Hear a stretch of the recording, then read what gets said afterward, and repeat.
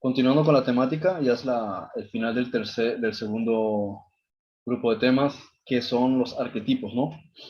Y en este caso vamos a abordar uno que es bastante importante. Si uno se da cuenta, cuando tenemos a los niños chiquitos, una de las cosas más usuales es que les regalamos juguetes de animales y cuando, por ejemplo, los ponemos a ver algunos dibujos, suelen ser animales, ¿sí? Les ponemos identificativos animales. Este es el elefante, este es el rinoceronte. Entonces, es como algo muy característico del ser humano, tratar de fijarnos en los animales como algo en lo cual, algo que nos llama la atención y potencialmente nos llama la atención las características que tiene cada animal, porque es como un mundo completamente variado y todos tienen como sus aspectos especiales. En la antigüedad vemos que incluso las constelaciones estaban asociadas con animales. A veces nosotros mismos, con coloquialismos, expresamos cosas respecto de los animales. Este tipo es un perro, aquella es una zorra, estos son los lagartos, estos son unas ratas. Entonces, utilizamos este tipo de expresiones relacionadas con animales porque hacemos una asociación o una comparación en la personalidad o modo de ser de un animal, ¿sí? Nadie se sentiría orgulloso que lo llamen hiena, ¿no? Eh, entonces esto es muy interesante. Por eso también es importante considerar que cuando uno se va al libro del Génesis, no sé si es... No sale que igual es temprano mañana. He abierto el micrófono, si es de alguien, si es Ese el... carro no sale a ruta que ¿Cuál era el capítulo? Oh, no me acuerdo ahora.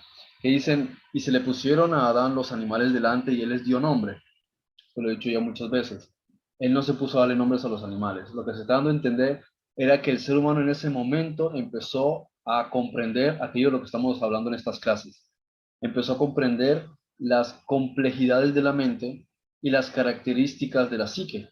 Entonces, cada animal lo que en realidad lo que se te está expresando es el comportamiento. Lo que está diciendo es que el ser humano tuvo discernimiento para comprender el significado de las cosas. En ese caso se utiliza el concepto de los animales. Eso quiere decir que si a alguien le preguntabas qué significaba o qué asociación tenía un caballo, él automáticamente sabía a lo que se estaba refiriendo.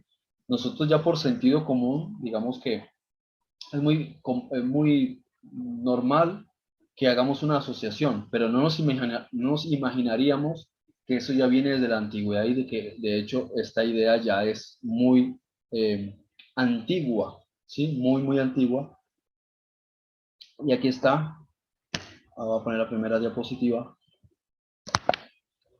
¿sí? El aspecto de los arquetipos animales o los tótem, como les llamaban, ¿sí? En la América precolombina, los tótem. Nosotros les llamarán así, depende de la cultura, ¿no?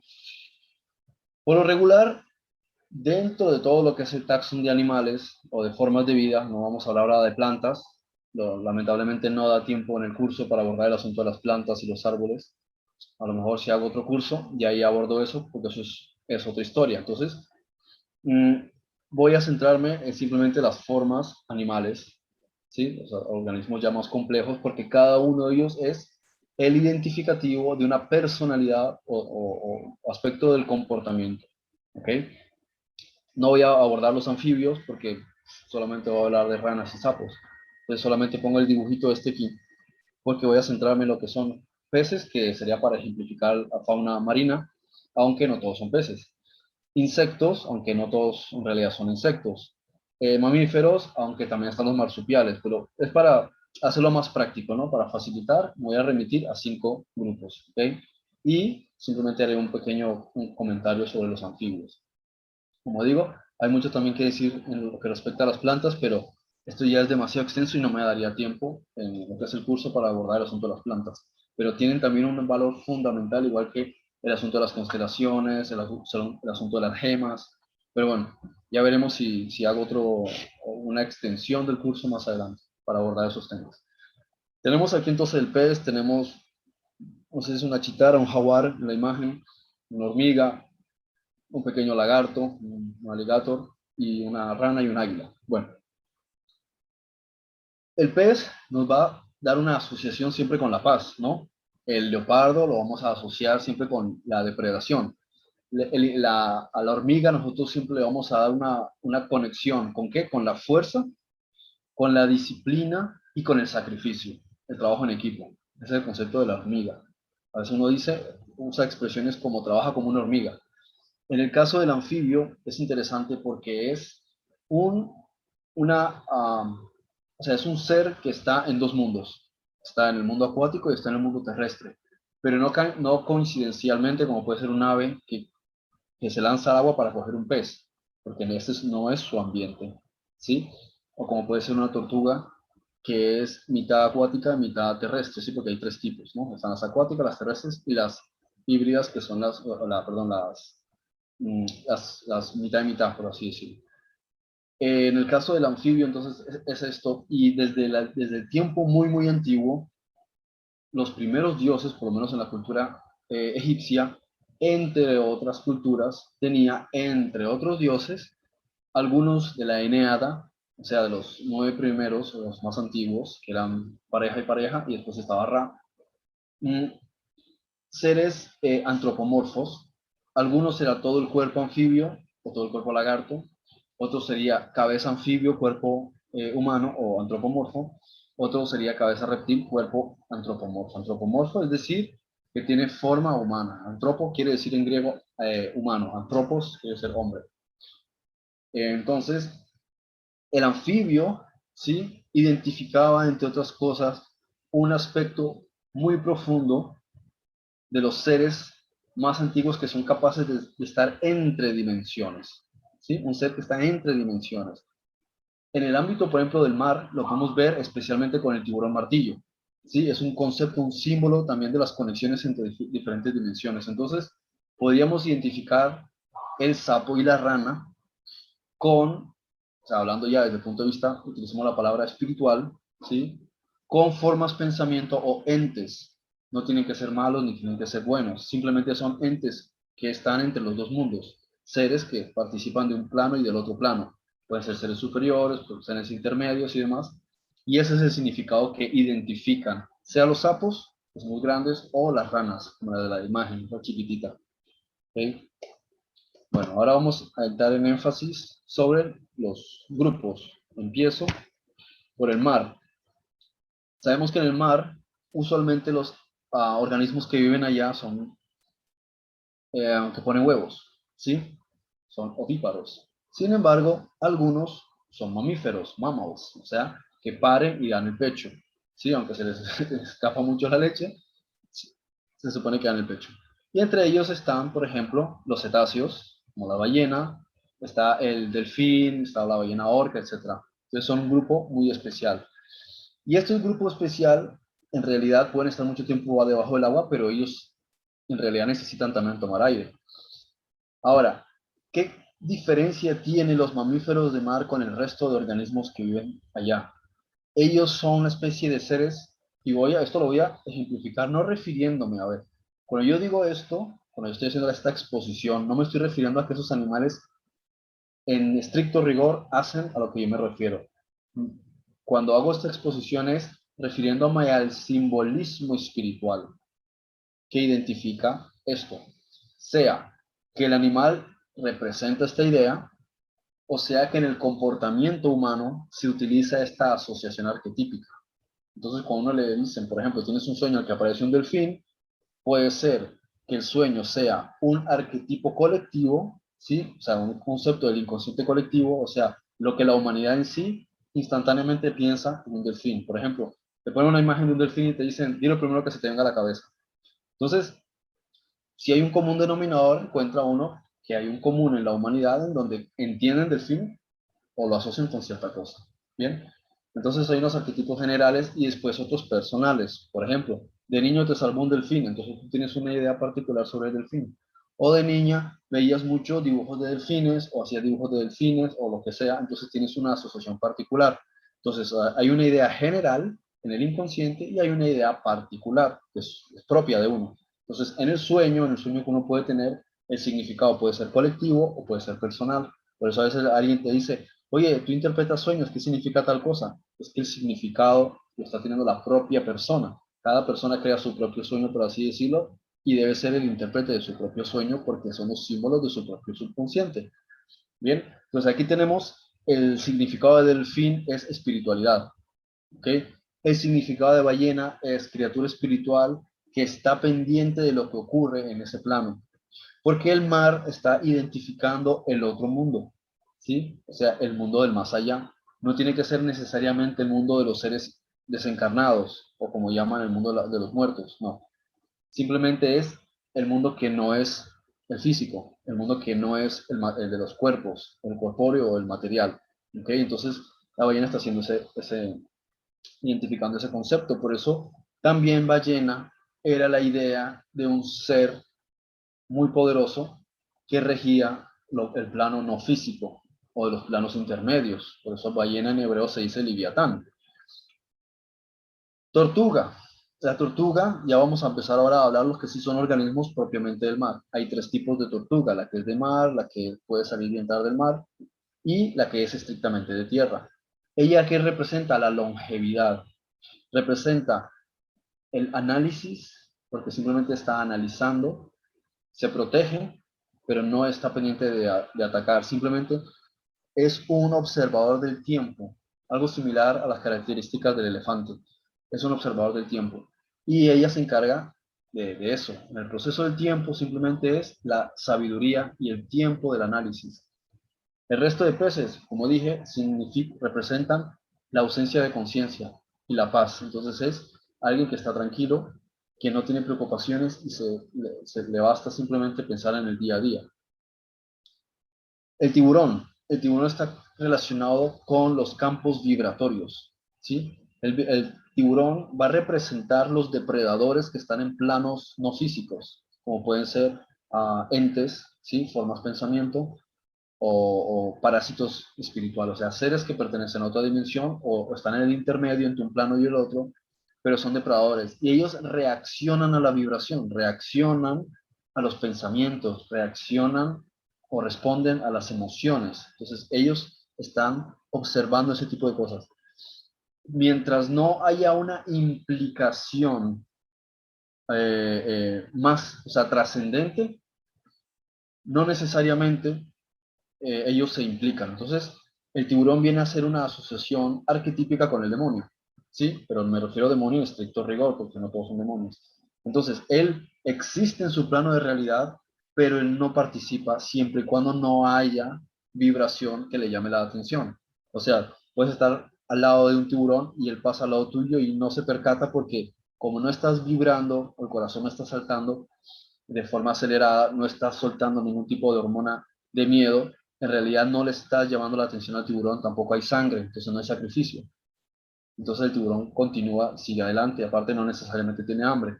Bien, pues estos son aspectos importantes comprender también. Y como digo especialmente el tiburón martillo está asociado a los planos o interconectado con el mundo físico y los otros planos.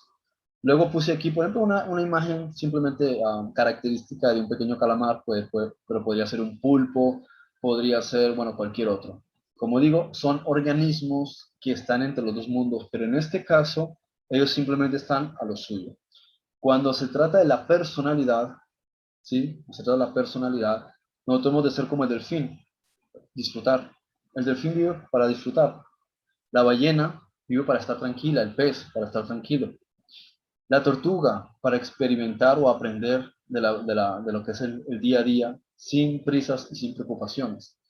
En el caso del tiburón, si uno se caracterizase en la personalidad con el tiburón, es lógicamente depredar, pero estar pendiente, ¿sí? Del oportunismo. El oportunismo de cuando conoces que tu víctima está en una circunstancia vulnerable, que sería el miedo. En el caso del calamar o del pulpo o de la sepia o de todos estos animales que no tienen, ¿cómo se dice?, escamas, que usualmente comen cualquier cosa, se trata de personas que aprenden de la vida de cualquier cosa. Por eso hay algunos organismos marinos que comen lo que cae en la superficie del mar y otros que caen en la superficie, perdón, en la parte del fondo.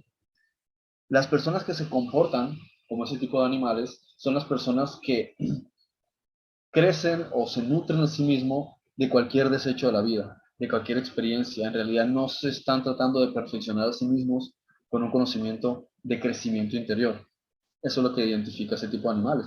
Y lo vemos, todas estas cosas las vemos también en la ley del Sinaí, cuando se le dice a Moisés, le dirás al pueblo, no comerás este animal, no comerás otro.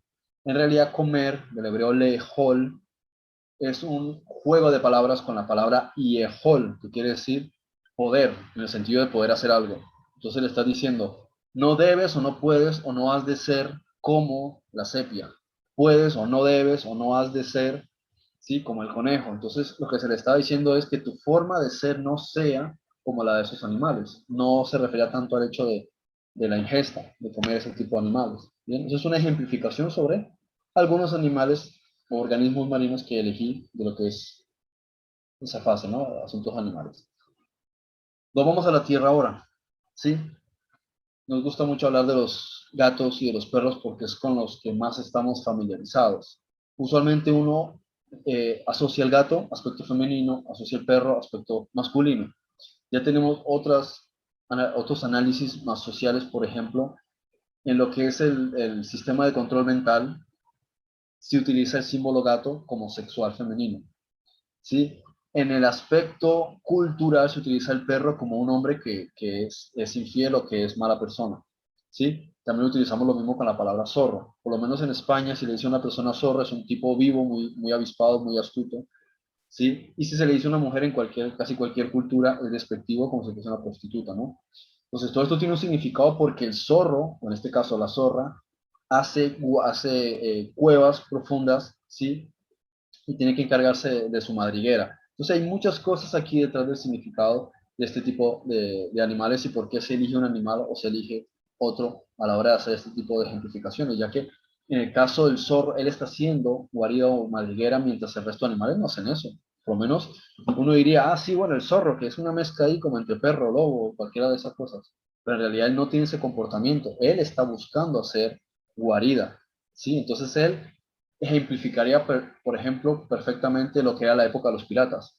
Ellos cazaban, buscaban las cosas que habían robado, ¿sí? Porque el zorro no es de meterse en problemas, ¿sí? El zorro no llega a ser cobarde como la hiena, pero el zorro evita confrontaciones directas, por lo menos con animales más grandes. Entonces, él va al oportunismo, ¿sí? Pero con astucia, y coge y se lleva todo a su madriguera o a su cueva, ¿sí? Para alimentar a las crías. Entonces, a lo que se está refiriendo con el zorro perdón, en el ámbito cultural es justamente como se utiliza en la mentalidad española. Zorro es alguien astuto. Entonces, zorro es astucia. Y de hecho se conoce esta apreciación del zorro muy atrás en el tiempo. Ya se conocía las características del zorro y se utiliza ya hay aspectos también en la Biblia donde se habla del shoal, ¿sí? El astuto, que se refiere al zorro. Bien. Y de hecho zorro en inglés es fox, que también es un juego de palabras, ¿sí? Un aspecto subliminal. Tenemos también, por ejemplo, el perro, el gato. Sí, el perro, por ejemplo, nosotros decimos es un buen amigo, pero en la antigüedad, muy antiguo, dependiendo de la cultura, era alguien cobarde, ¿sí? O alguien que era de clase baja.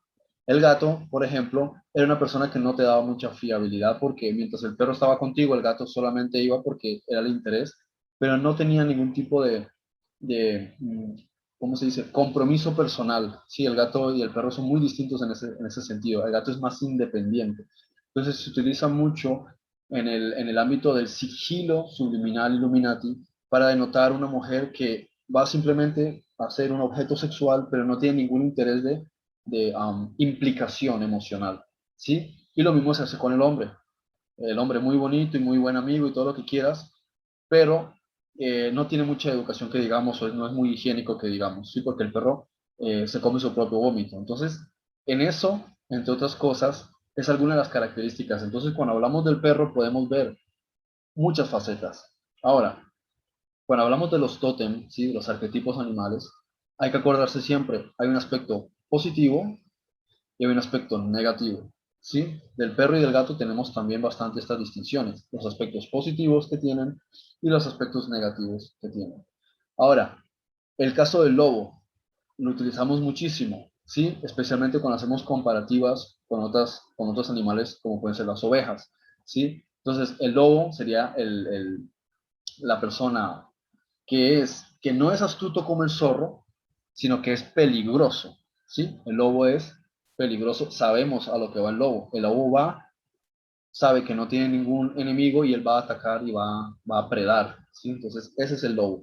Pero el lobo tiene aparte algo más, y es que él domina a todos los demás. Entonces, a diferencia del zorro o a diferencia de otros depredadores, el lobo siempre quiere ser o sea, siempre va a tener uno principal que va a someter a todos los demás, ¿sí? Lo que se llama el macho alfa. Entonces, el concepto de macho alfa es bastante distintivo en el lobo o el lobo alfa, porque él va a sodomizar a todos los demás lobos para quedar claro que él es el que es el líder y él es el que domina. Entonces él va a someter a todos los demás machos, que es algo característico en los lobos. Luego, cambiando de faceta para quedarme con la imagen, en este caso tenemos un corderito, pero vamos a hablar de la oveja. Sabemos y lo hemos dicho muchas veces, la oveja es la persona que se deja llevar, ¿sí? Tiene lo positivo, que es la nobleza, ¿sí? Lo negativo, la humildad. ¿Por qué? Perdón, la inocencia. ¿Por qué? Porque no se espera que lo puedan engañar. Aún así, la oveja responde a la voz con la que él está familiarizado. Él escucha siempre al pastor de ellas. El pastor tiene una voz, ellas escuchan esa voz y, y le siguen. Si otra persona habla, les dice algo, ellas no le siguen porque no están familiarizadas con esa voz, ¿sí? Entonces, por eso se suele utilizar el concepto oveja como una persona que sigue a un líder, ¿sí? Entonces, ese es el aspecto. Tiene su parte positiva cuando el líder es una persona noble, ¿sí? Y cuando, por ejemplo, pues tienen su independencia y tienen su propio aspecto de conciencia. Hasta ese lado está bien. Tiene su aspecto negativo cuando el líder les abusa de ellas y cuando ellas no tienen criterio propio. Aquí es donde está el aspecto negativo de la oveja, cuando le dicen a alguien que es un iluso porque se comporta como una oveja, que se deja llevar. Bien, luego tenemos el león. Utilizamos mucho los aspectos del león, pero no muchos comprenden cómo se comportan los leones. Y aquí hay que hacer distinción entre el león y la leona, porque el león es el animal predominante con el que más nos identificamos socialmente. Uno, cuando dice león, casi siempre se imagina el rey o el amo, y de hecho su melena es como si emulase la corona de un rey. Sí, es el color, es el grosor de la melena, etcétera, es como su aspecto, su barba, ¿sí? Y lo vemos también a nivel cultural. La barba, inconscientemente, se dejaba larga como símbolo de experiencia, de madurez, de masculinidad, etcétera, como un identificativo, ¿sí? Se utilizaba mucho y se sigue utilizando y en muchas culturas se entiende la barba, una barba grande, una barba poblada, aspecto que trata de emular la experiencia, ¿sí? O la edad, igual como se entiende, por ejemplo, las canas. Pero esto es como un símbolo de la experiencia en la vida o de la madurez. Entonces aquí tenemos también el aspecto del león. La leona se encarga de la caza, pero no del hogar, sino de la cacería. El león simplemente está marcando terreno, porque en realidad el león no sale del núcleo. Entonces, aquí lo que está representando es un reino, porque en el reino el rey está protegido, el rey no va a la guerra usualmente. Cuando va, no se pone al frente para ser el primero que es atacado, digo, en términos generales.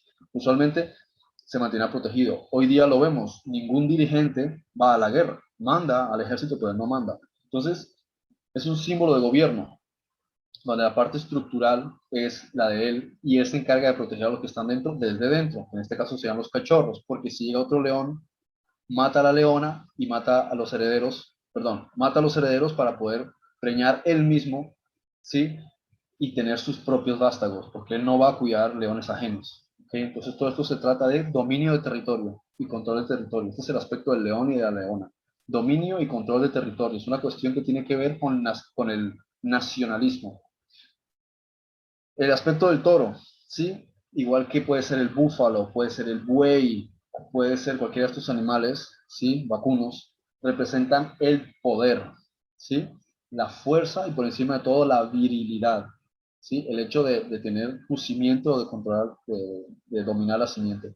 También se puede asociar con el hecho de ser una persona, un líder, ser una persona que tiene gran oratoria en público, ¿sí? Puede ser un gran dirigente, puede ser una persona muy fuerte, ¿sí? Entonces, este es el aspecto también del toro, la masculinidad.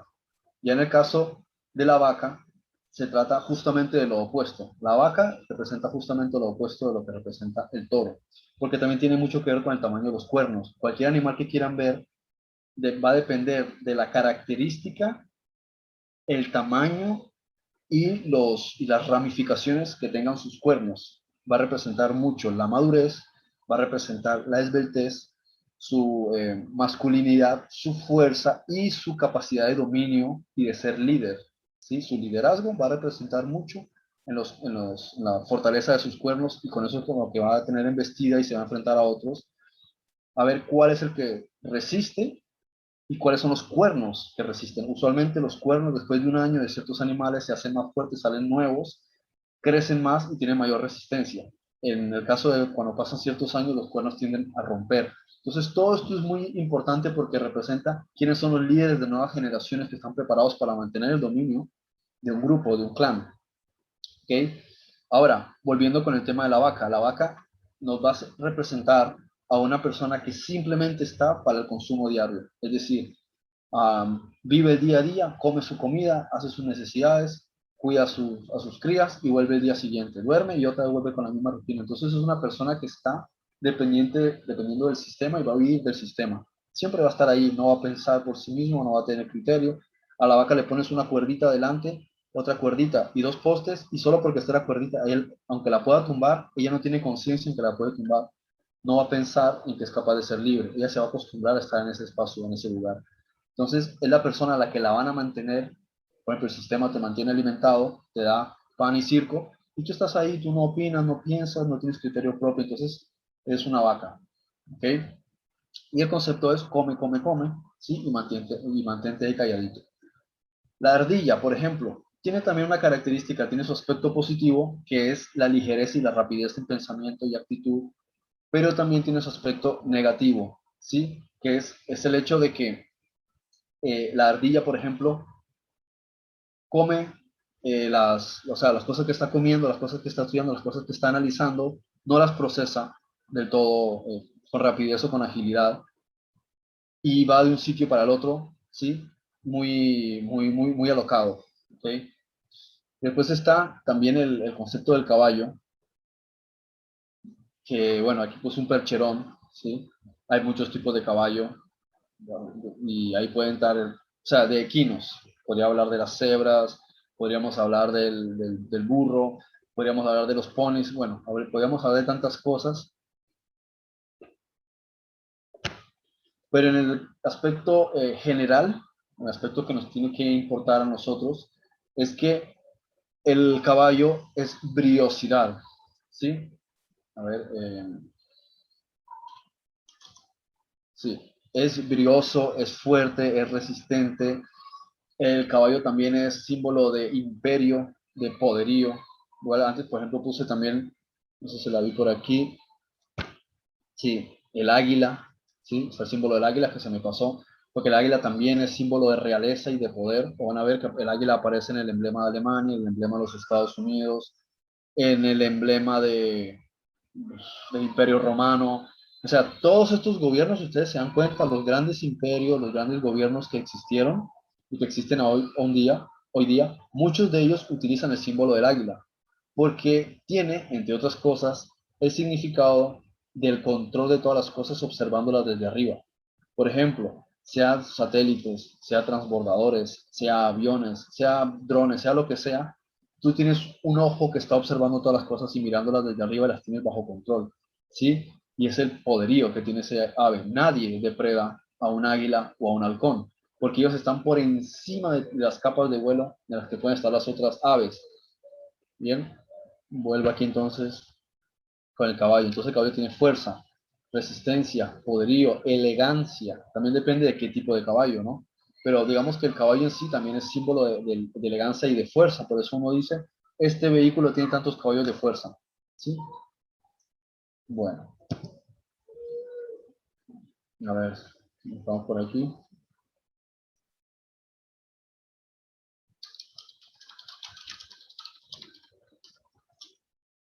Sí, vale, ahí está.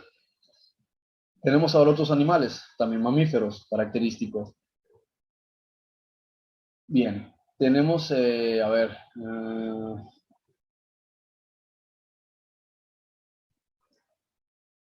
Voy a empezar, por ejemplo, con el hipopótamo. Bien, el hipopótamo, llamado en hebreo Behemoth, ¿sí? Si ustedes han leído la Biblia, habla del Behemoth, y se refiere a él como poderoso, como que nadie se quiere meter con él, y es que en realidad el hipopótamo es el animal más peligroso que existe.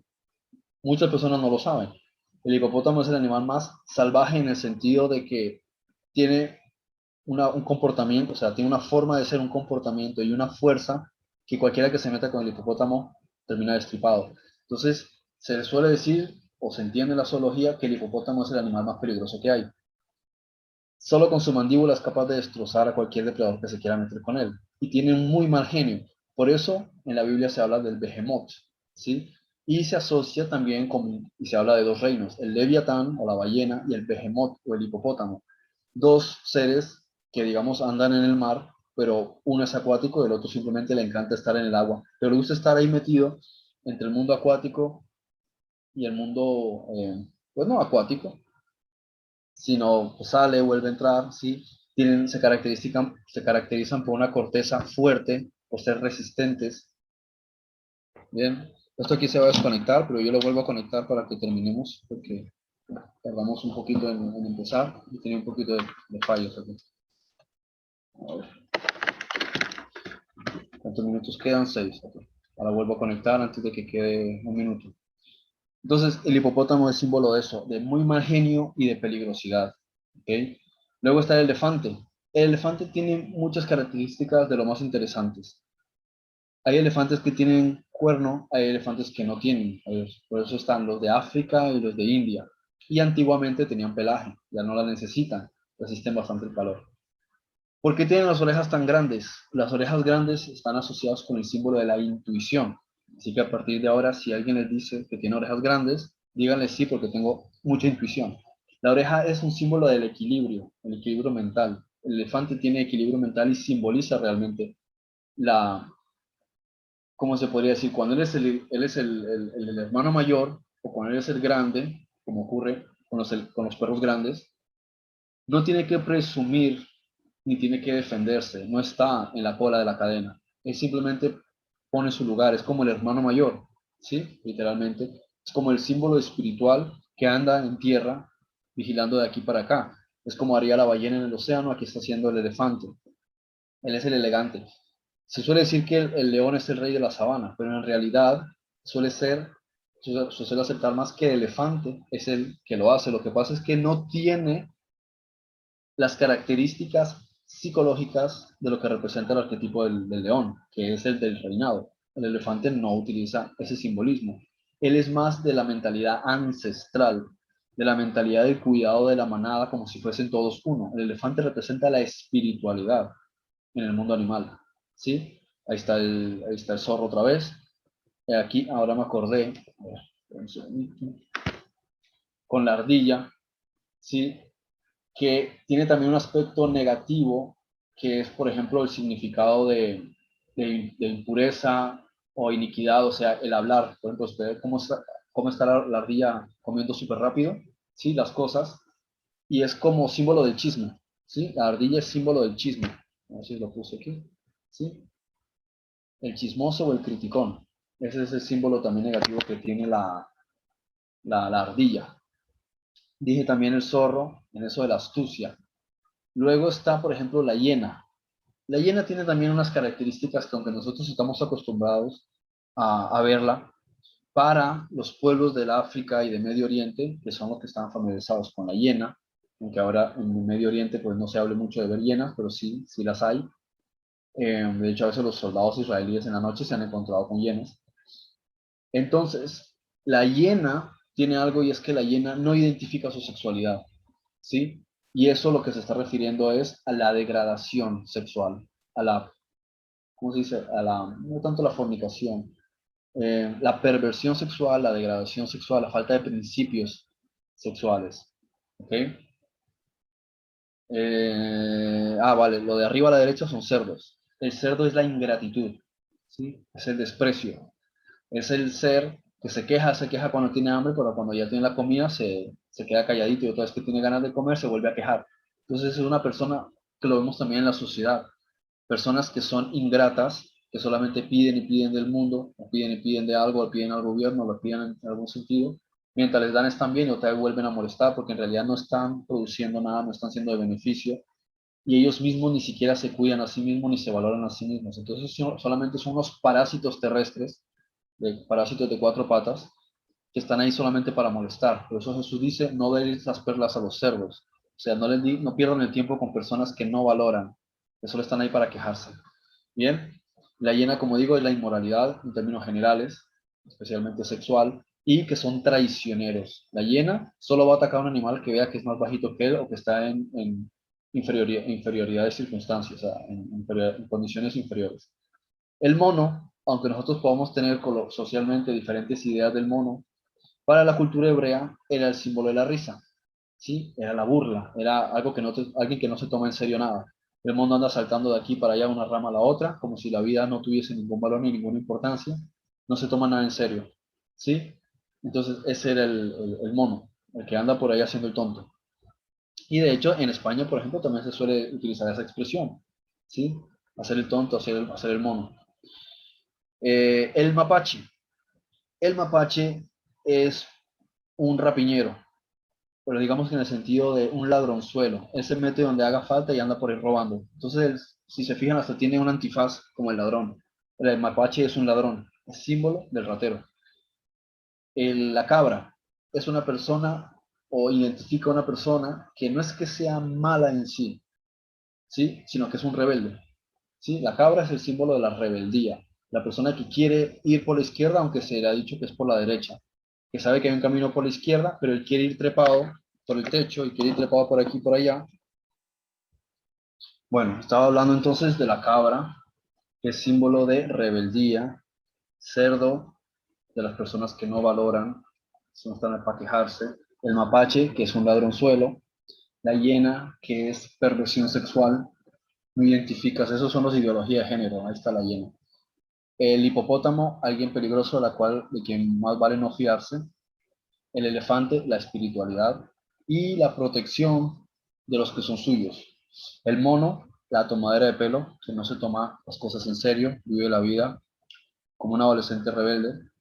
El zorro, como dije antes, es el hecho del oportunismo, ¿sí? Pero es el astuto más bien, el astuto, ¿ok? Y la cabra, la rebeldía. Ahora tenemos los reptiles.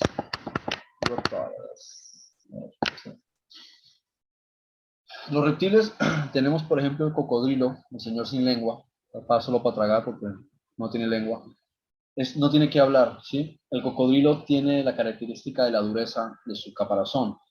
En la cultura antigua, no puse aquí la imagen, me despisté de poner el dragón, ¿sí? Porque el dragón es símbolo imperial de los dioses, ¿sí? Es el símbolo de los dioses, el dragón, un símbolo del poderío máximo o de supremacía. El cocodrilo es el símbolo de eso mismo, pero en tierra, igual que la serpiente. Entonces, desde el punto de vista espiritual, por así decirlo, la serpiente es la astucia, ¿sí? Y la sabiduría. Tiene el componente negativo, claro, que es el hecho de meter cizaña, ¿sí?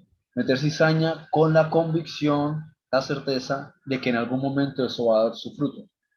Entonces es lo mismo que hace la serpiente, por ejemplo, la víbora, ella muerde, ¿sí? Y tiene que esperar un rato a que el efecto, a que el veneno haga efecto. Entonces ella viene y empieza a enrollar a su víctima. Las constrictor, en cambio, no necesariamente hacen eso.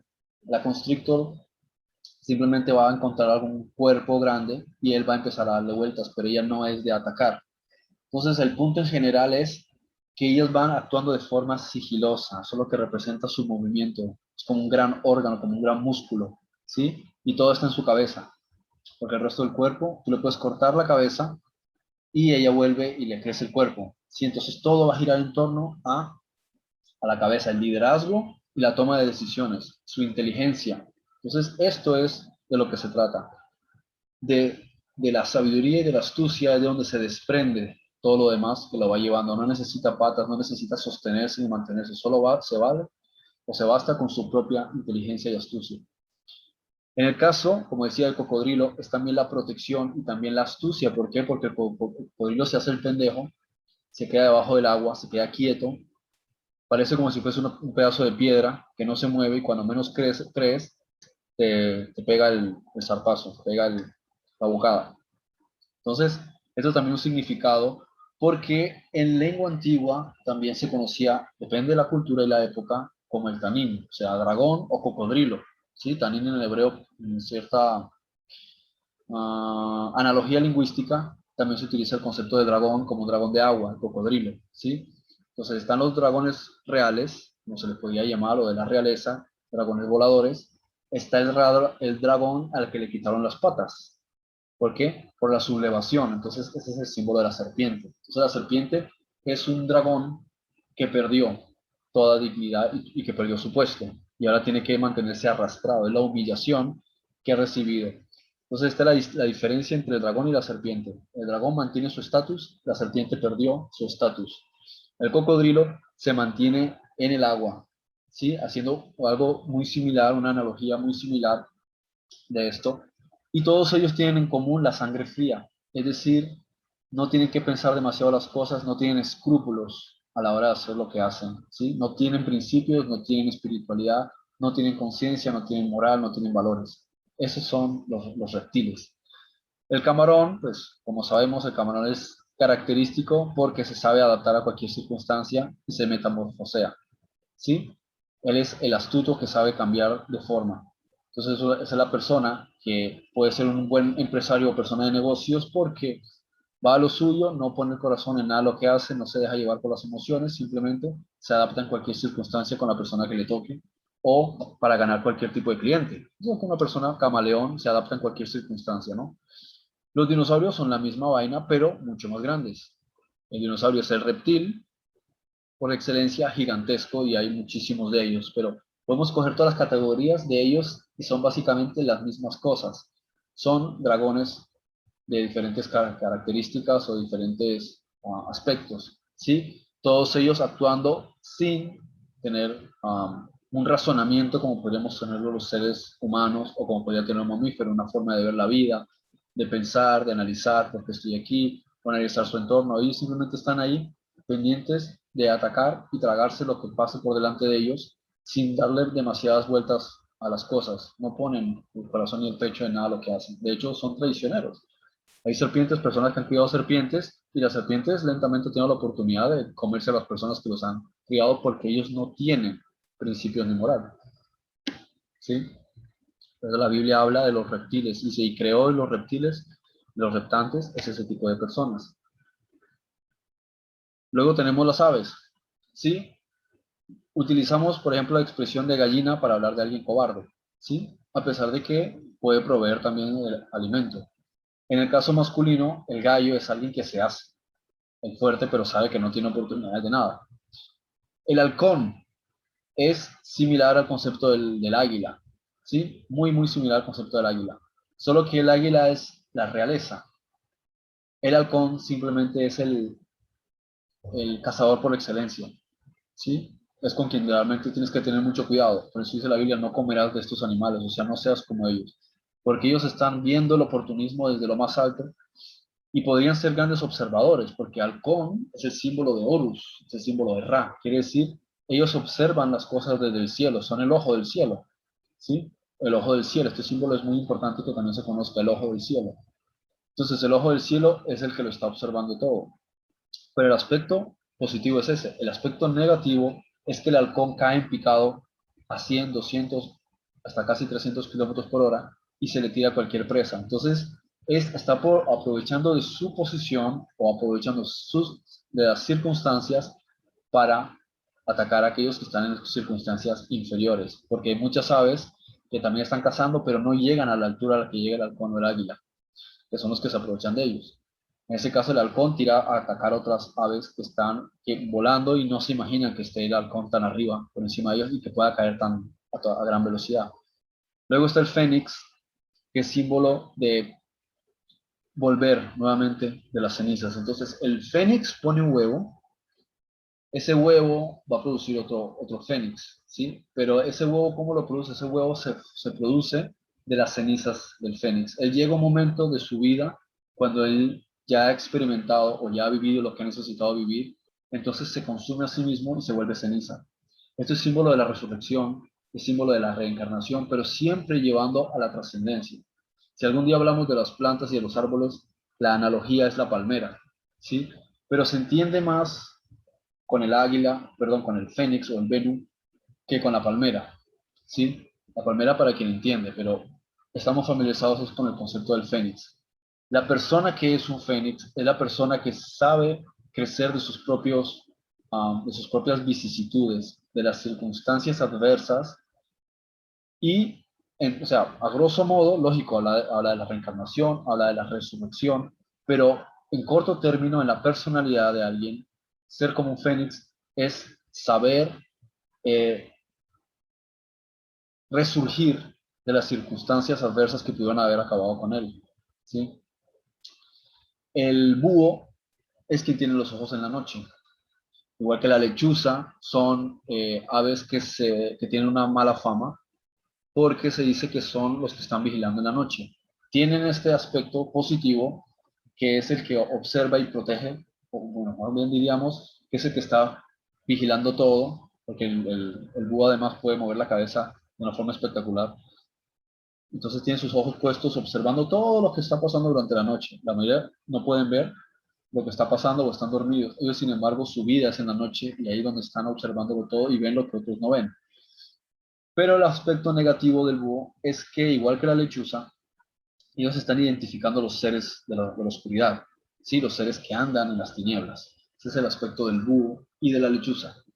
El cuervo, igual que otros carroñeros, en el caso de los carroñeros, volvemos a lo mismo, se aprovechan de las circunstancias, pero en este caso se aprovechan de los que están en peores condiciones o en peor situación y están siempre buscando de quién aprovecharse. Ese es el símbolo de este tipo de aves que están ahí para aprovecharse de cuando las circunstancias están difíciles. Mientras las personas están bien, ellos pasan desapercibidos, pero cuando ven la oportunidad, ahí está. Se aprovechan de la viuda, del jovencito, de la jovencita, se aprovechan del que está en malas económicamente, se aprovechan de quien le pueden sacar dinero, o sea, se aprovechan de cualquier circunstancia mientras puedan, igual que la hiena en la tierra, como mamífero. Se aprovechan de las circunstancias y de las personas cuando están débiles. Vemos ahora, por ejemplo, los insectos, y con esto vamos a terminar. Puse el escorpión porque uno lo entiende como un insecto, pero en realidad el escorpión por dentro tiene órganos como mamífero. Él tiene corazón, tiene sistema digestivo, tiene cerebro y todo esto. Pero bueno, uno entiende el escorpión como si fuese un insecto, ¿no? Hay algunos animales que son ahí como una mezcla de una cosa a la otra, que no termina de estar claro. Eh, Me parece que estos son, igual que la araña, son artrópodos. O sea, la araña es artrópodo, no estoy seguro de si el escorpión también es artrópodo, me parece que sí. Bueno, puse aquí estos 7 insectos que son muy característicos. La, ¿Cómo se dice? El colibrí, la abeja, la mariposa, son algunos de estos animales que son muy importantes porque denotan la espiritualidad, pero cada uno en un ámbito muy distinto. El trabajo de polinización sí representa la conexión entre los seres. Porque claro, ahora no me da tiempo de hablar de las flores, pero las flores en realidad son los órganos sexuales de una planta. Sin embargo, las plantas en sí, ellos no tienen contacto sexual físico. Entonces, quienes se encargan de realizar esa conexión entre un ser y el otro son aquellos que voluntaria o involuntariamente realizan ese trabajo. Por ejemplo, el viento lleva muchas esporas. A veces también animales que se comen un fruto también están ayudando a sembrarlo porque se tragan las semillas, después las defecan en algún sitio y entre el excremento y que eso se mezcla con tierra, al final van dejando semillas en diferentes lugares ya fertilizadas, ¿no? Pero muchos lo hacen de forma inconsciente, porque la abeja, entre los pelillos que tienen las patas, el hecho de que con tanto movimiento que tiene las alas, produce un aspecto de una pequeña imantización que hace que se peguen las esporas y ella se va a otro sitio y las esporas se van con ella, ¿no? Entonces lo hace, digamos, entre comillas, y de forma involuntaria. Pero ellos están representando a ángeles, ¿sí? Muchas aves representan también el concepto de las aves. Las abejas también. Tiene este símbolo, esta representación de hacer de conexión entre las personas, conectar la vida. Gracias a las abejas se produce y se perpetúa la vida en un aspecto tan importante que es el de la vegetación. Entonces, ellos están muy asociados con la espiritualidad, con los ángeles.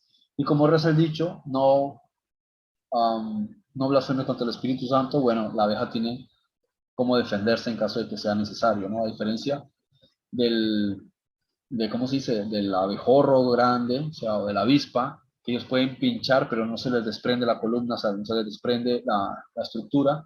La abeja, sí, ella pincha y se le rompe, entonces ella muere, ¿sí? La mariposa. Hay muchos tipos de mariposa. ¿Por qué tienen esos colores? Bueno, eso tiene que ver porque la mariposa representa la resurrección. Pero resurrección no es el hecho de morir y vivir en sí. Lo que hay que entender cuando se habla de resurrección, sea en el fénix o sea en la mariposa, es el hecho de la trascendencia. La mariposa empieza siendo una oruga, o sea, un organismo que en realidad es feo, que en realidad no tiene apenas cómo moverse, que vaya aquí para allá, simplemente siendo un parásito, come, come, come, pero come tanto, se nutre a sí mismo, que llega un momento cuando ya está preparado para empezar un proceso de autoanálisis. Entonces crea un capullo y dentro de ese capullo es donde está llevando todo su proceso de análisis y de autoconocimiento. Y después sale y están en sus colores, sí, y en sus alas, lo que está identificando al ser en sí. Entonces la mariposa está representando la trascendencia espiritual. La araña, puede que uno diga una araña es algo negativo o hay arañas muy peligrosas, pero no es eso lo que identifica a la araña. La que identifica a la araña en sí es el abandono. Sí, pero el abandono de qué? Cuando una persona se abandona a sí mismo o se abandona así como persona o abandona su hogar o abandona las cosas. Entonces la telaraña lo que evidentemente está diciendo es cómo en el espacio vacío se va creando una ocupación, ¿sí?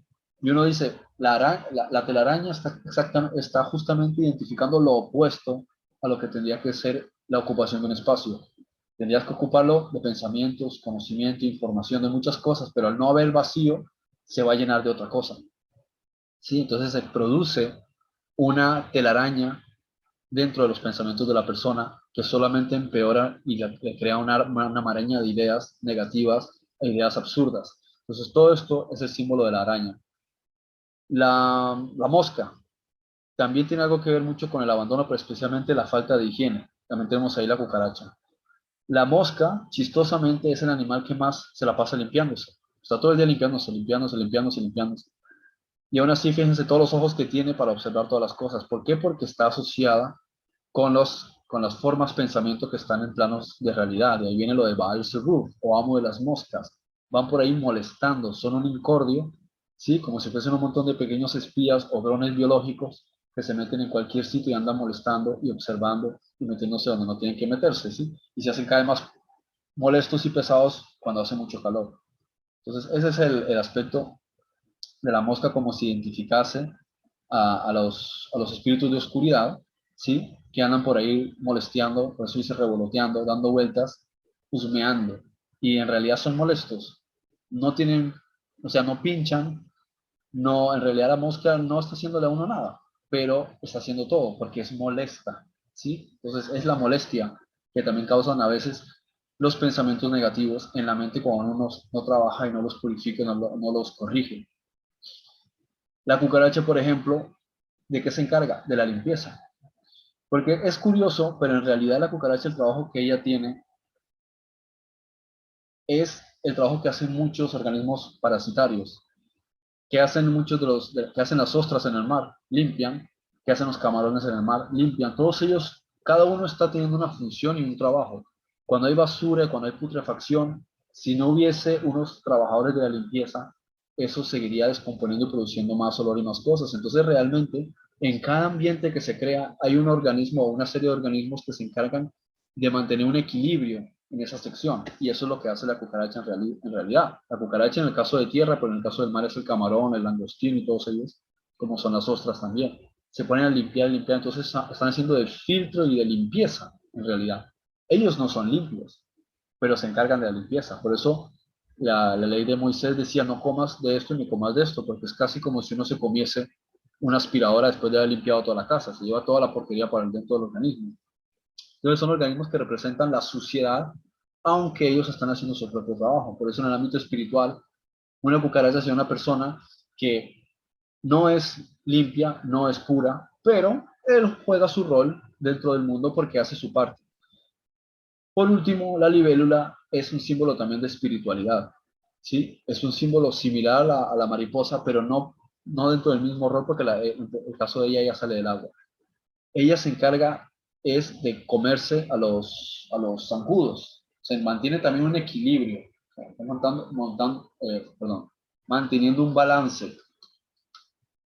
Entonces, ¿cómo se podría decir? La libélula es un símbolo de comprensión espiritual, de análisis espiritual, de estar en otro estado de armonía. A veces uno cuando ve las libélulas automáticamente crea una asociación uno en su mente, un estado de paz y de espiritualidad y de belleza o de fantasía. Entonces, eso es lo que es como una especie de criatura espiritual que nosotros podemos percibir en el mundo físico. ¿Ok? Bueno.